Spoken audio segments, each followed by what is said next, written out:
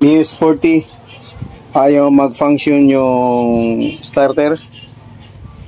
So, troubleshoot ko na. Tapos, nakita ko yung problema niya. Doon mismo sa starter relay, hindi masupplyan ng negative. So, yung negative nito, yung switch nito ay negative trigger. So, pag pinindot itong switch, magkakaroon ng negative yung starter relay. Yung starter relay dito nakalagay.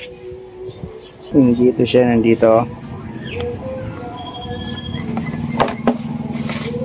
So, ayan. Yan yung starter relay. So, hindi siya masupplyan ng negative kasi negative trigger siya. So, ayan. Ang gagawin ko, kasi nandito yung socket ng switch. So, yung trigger para sa negative ay ito. Ito namang isang black.